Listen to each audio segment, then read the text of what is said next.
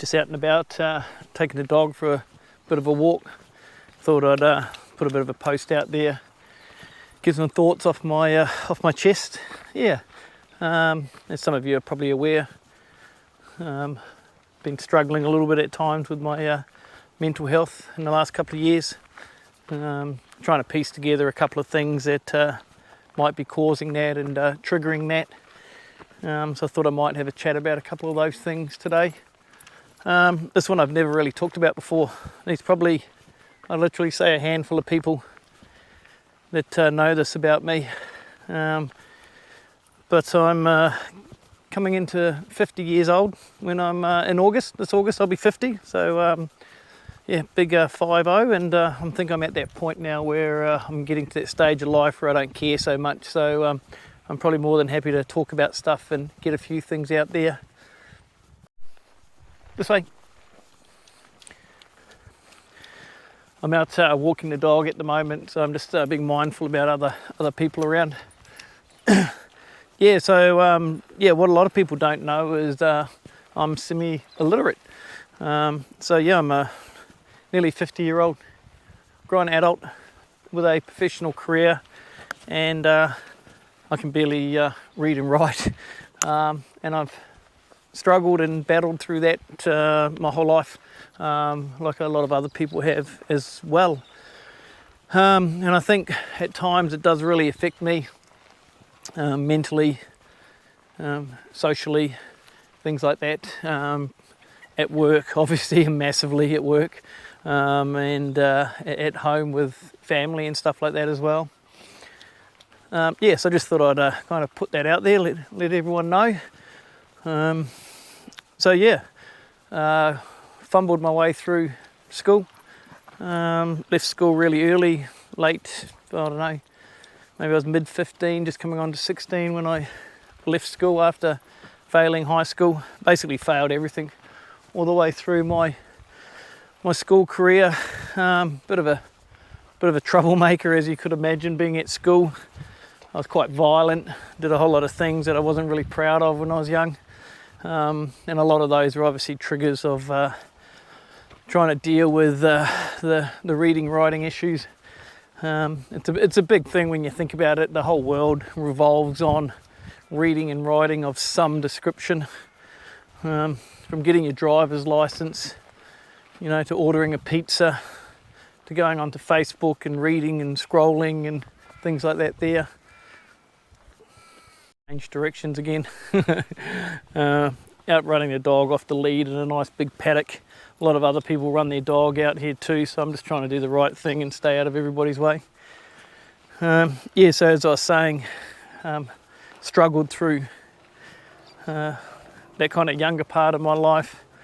Yeah, and then getting into the adult career, it gets even harder. Like, as getting into an adult, like, what do you do for a career when you get to that point of a grown man and you can't read and write, or struggle to read and write? I meet a lot of people in the job that I'm in now where they go, I struggle with literacy. So, we've got to put a few things into perspective that, I can kind of write my name. If you asked me to spell the street that I live in now, I probably wouldn't be able to do that. I struggle to read the newspaper. Most countries, a newspaper is designed for around about a 10 to 12-year-old to be able to read. I can't read the newspaper properly. I can read bits of it. I can't read a full paragraph in the newspaper. So that kind of gives you an idea of where I'm kind of sitting in that scale and stuff like that there. I've done a few things along the way to try and fix it and help it, but it's definitely been a struggle. Through school, it was pretty much just missed. Just put me into a corner as being a troubled student, those kind of things there. Never really looked at. It wasn't until I was probably at my last year of high school where one of the teachers picked up on something and got me to go to an eye doctor and actually have a look and kind of find out what was actually going on.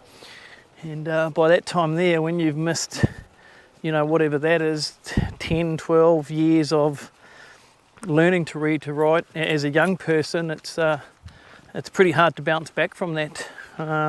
So although I've picked up a few things along the way as an adult, I've done a few little courses and classes along the way, I'm definitely a long way behind where I should be.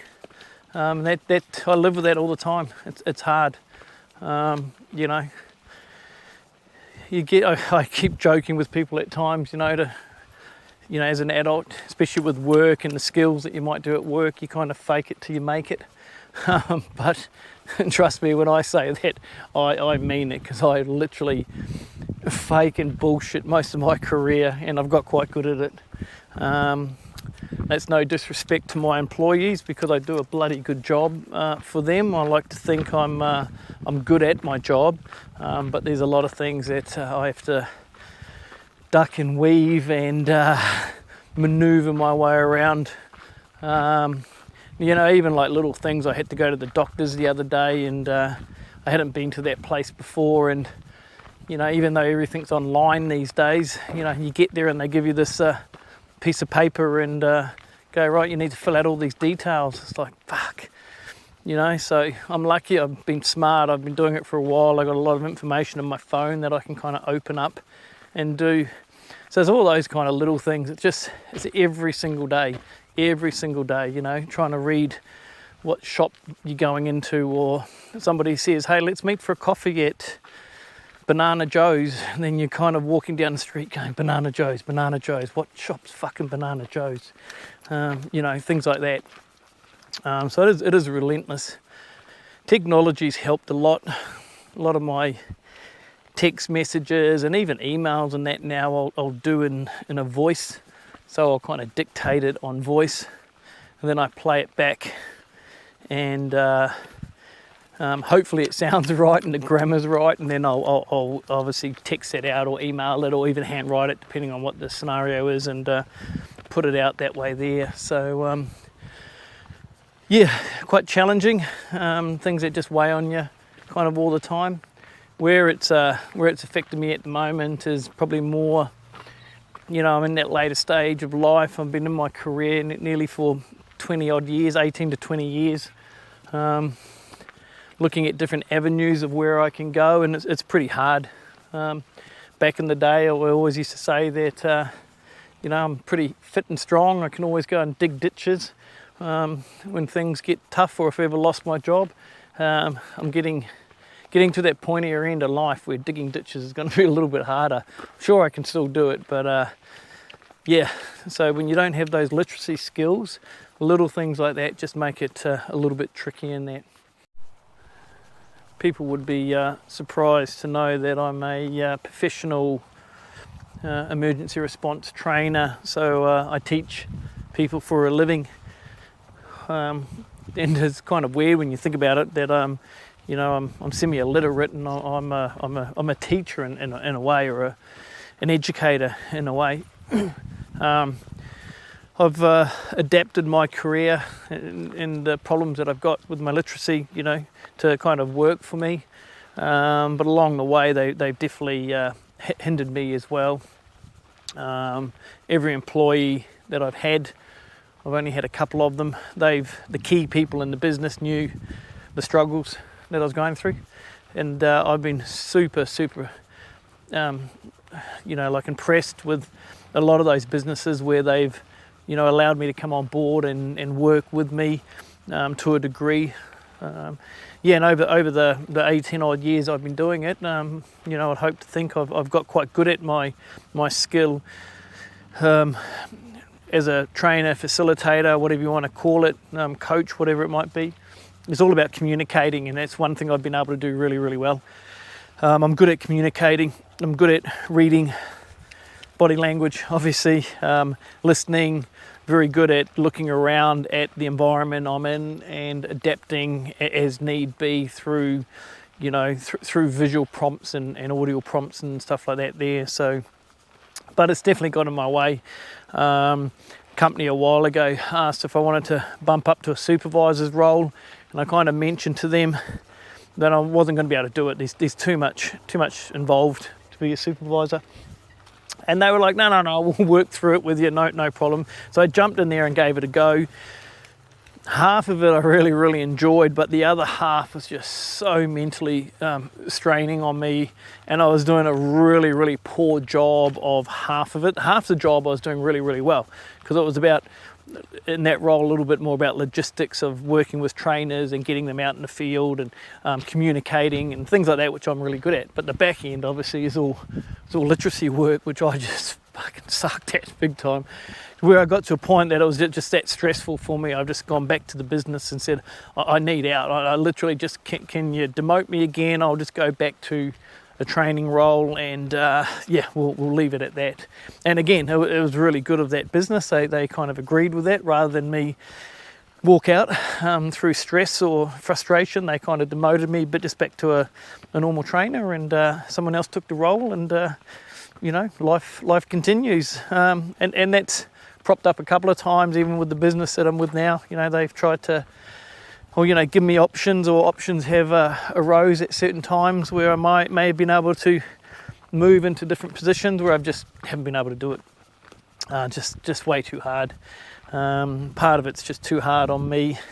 I also feel guilty that I'm not performing for the business. Buddha, this way. Good boy, this way. And that's a double-edged sword as well. Some people say to me I shouldn't really think like that. I should just get in there and give it a crack, and I kind of agree with that. But at the end of the day, I want to do a good job for any business that I work for. So if I can't do that, it makes me feel guilty. It makes me feel bad. That then causes that anxiety and stress on me as well. So it's a bit of a 50-50 kind of thing. So so again, career-wise, heading forward, who knows where I'm gonna go. I'm kind of set into a bit of a pocket at the moment, which I can stay with and do, but I'm getting tired. I'm getting bored. It's not challenging me anymore. So it's going to be an interesting one, how I kind of manage and work with that. Right, looks like we might be crossing over a little creek here. We're going to go over. Buddha, see how we go. Watch out I don't fall in on the camera. That would be hilarious. There we go. Cross that. Family takes a big toll on the family. Things that you can't do, you just expect them to, not expect them to do for you. That's definitely not what happens, but it falls on them to do certain things. Most of the family's always been helpful, happy to get in there and do it, but still doesn't make it any easier when that's having to happen in that.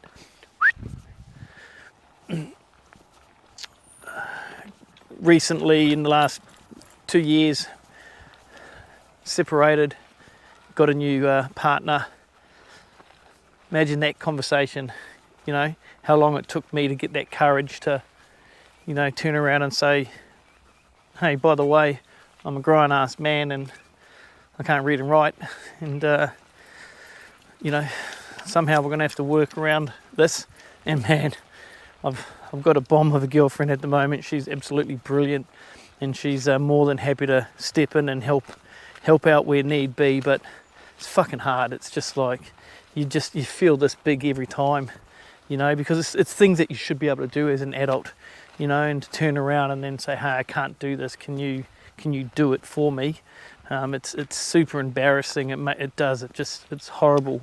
And again, I know in a relationship everyone helps out each other, but there's a certain point where, when a person or people need to do everything in that area, in that bubble, that's a lot to ask, eh? It's a lot of guilt.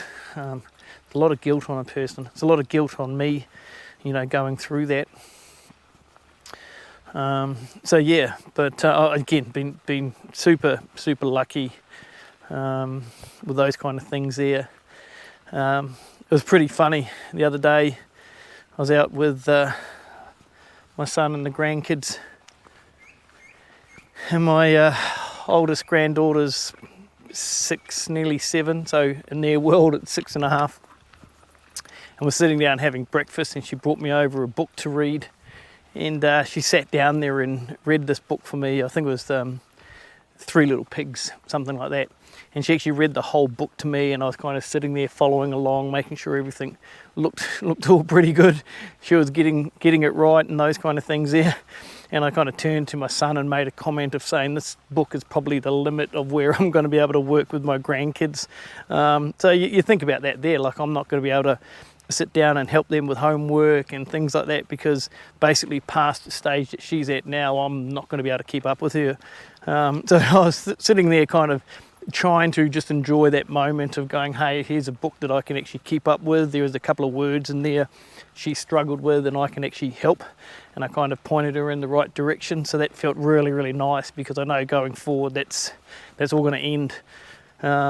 So yeah, family. The system's flawed, eh? Like, it's one thing I've noticed as I've got older. You know, they talk about when you get older you get a bit wiser, and when you're young you just think that's all bullshit. But now I'm getting a little bit older, I'm getting a bit more wiser, been around a little bit longer, seen a few little things. The whole system's flawed. I presume it's going to be similar in other countries as well, but you know, Australia's it's got a flawed system. Everywhere it's just flawed, you know, not just here either, like, you know, a lot of different countries, but it all looks good and clean and fluffy on the outside, but when you dig into it a little bit more, it's a flawed system. And the education's no different to, you know, politics and you know, the government and, you know, medical systems. They're all flawed in a way. They all get painted rosy pictures around it, but at the end of the day it's a flawed system. You know, like, how can you have a kid that spent, you know, 10, 12, 15 years at school and walk out of it that can't read and write? The literacy levels of kids leaving school now, where the level is below the standard, is just getting higher and higher and higher, yet we're really doing bugger all about it. You know, it's sad. It shouldn't be happening. You know, we're not in a third world country, and you know, we can't seem to get this right. It's silly. I mentioned a while ago in one of my videos I was frustrated that when I first got to a point that I kind of put my hand up and went, I'm struggling with mental health. My partner really helped me through it all and guided me through the process and that. And it's one of the other flawed things in the system. You know, you want to go and see a psychologist or psychiatrist or counsellor kind of thing, whatever you're kind of in the mood for at the time, and you can't just make an appointment. You got to go to a GP and go through that system to get to a counsellor of some type. And look, don't get me wrong, I probably kind of get it a little bit that they're trying to, you know, get some numbers and statistics and have some kind of control over that a little bit, but it's a bullshit system. And then the really interesting thing was, for me then, to make that doctor's appointment, I had to go and do a test. Right, so I had to go and do a written test where there's like 20 questions, and they give you a bit of a multiple choice kind of answer, A, B, C, true, false kind of thing. So straight away I can't do that. So now I've got to get my partner to kind of read that to me. So now they're reading that, she's reading that to me, and I'm having to give her the answers so I can submit that paperwork to the GP. So the GP can then have a look at it and obviously tell me whether they think I'm at a point where they're going to support me. But Sweet. Cool, no dramas. Get the referral, go to find a psychiatrist, take however long it takes to book that in, you know, which is now another couple of weeks to kind of, well, it was probably a couple of months by the time I got to the stage of actually seeing someone. And so I thought it was quite funny. I go in there, we made the appointment, go and sit in there. He then comes out, gives me a laptop and says, oh, can you do this questionnaire for me, please? And let me know once you're done. So I'm then sitting in there with this iPad, trying to go through all these questions and giving him all these answers. Took me, I don't know how long, ridiculous amount of time. And it was interesting because when we were in there and it was our first meeting, and you know, we're just kind of getting a baseline of who I was and where I'm at and all those kind of things. This popped up and he was like, guys, really sorry about that. That made sense of why it took you so long to actually get that document done. And I said, yeah, and by the way, half of that I don't even know is true because I couldn't read half the words in there, so I've just kind of randomly picked a couple. So come on, we're gonna go home. So yeah, it just shows you, you know, like there's so many things that are kind of flawed in the system in a way, which is a real shame. You know, there's a lot of good people out there trying to help. So yeah, I been doing a little bit of research and following a few posts along the way, especially with mental health. A lot of things I hear about is people saying, you know, maybe get out there and talk about it and tell your story a little bit. It works for people. So I've never really done a post of this length with something as in depth as I've just mentioned now, but yeah, just wandering around trying to clear my head a little bit, and I thought I'd put all that out there and just kind of see how I feel afterwards. I'll go back and edit this out and yeah, figure out whether I want to post it out there or not.